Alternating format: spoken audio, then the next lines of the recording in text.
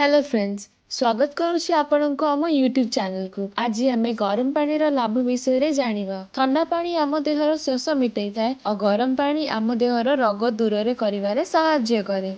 आपण मानक शुणिक आश्चर्य लगुथिबो कि जे ठंडा पानी केवल आम शरीर शोष मिटाई थाए, तेबे कि कुहा जाए आम शरीर 70% पानी रे ही तैयारी हेई थाए। एबे आपण माने भाबुथिबे कि कोन आमे माने 70% गरम पानी ही पीबा कि? आज्ञा नाही, एमिति किछि भी नुह।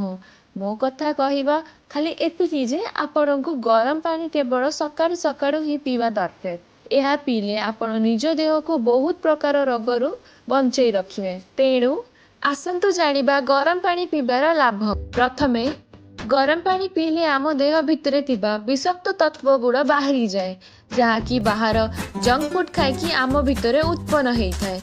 जदि आपण निज ओजनरू हैरान अछंती ताहेले गरम पानी पियंतु। द्वितीय, गरम पानी पीले आमर कॉन्स्टिपेशन, कब्ज किंबा एसिडिटी रो समस्या को दूर करिथाए।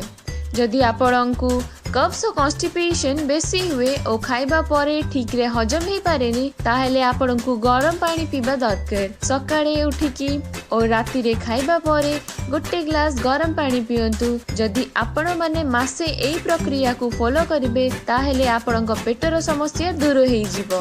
भोक कम लागुछि, खाइबारे बेसी इच्छा हुएनी और पेटर भारीपन, एई सबू आजिर सामान्य समस्या हेई जाइछि। जदि आपणको भी यह असुविधा अछि ताहेले गोटे ग्लास उषुम पानी रे गोटे लेंबू, टिके चाहा पत्ती और स्वाद अनुसार कला लुण मिसई पियंतु। यह मिश्रण 10 रु 15 दिन सेवन कले आपण बहुत लाभ पाइबे। जदि आपणको ज्वर अछि ताहेले आपणको ठंडा पानी पीबा कथा नुह, आपणको उषुम पानी ही सेवन करिबा कथा। पानी गरम कले पानी रु विषाक्त तत्व आउ बैक्टेरिया नष्ट हो जाए, सेठी पई गरम पानी पीले ज्वर जल्दी ठीक हुए। गरम पानी ओजन घटेबारे बहुत सहाय्य करे। सकाळे उषुम पानी रे लेंबू मिसेकी पीले ओजन कम हुए।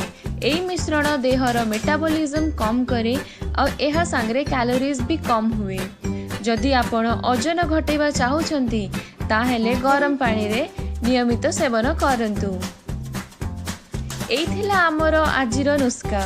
तो फ्रेंड्स, यह घरे ट्राई करंतु आउ आपणको मत कमेंट सेक्शन रे जणांतु। जदि आपणको ए वीडियो भल लागिला ताहेले ए वीडियो को लाइक, शेयर आउ आम चैनल को सब्सक्राइब करंतु। जदि आपण मो चैनल को सब्सक्राइब करि नाहंती तेबे यहाँ को सब्सक्राइब करंतु आउ ई बेल आइकन ने क्लिक करंतु आमो वीडियोस रो सूचना सर्वप्रथम पाइबा पाई। मु आपणक संगरे देखा आबि मो आसंता वीडियो रे। तेबे पर्यंत निज ध्यान रखंतु।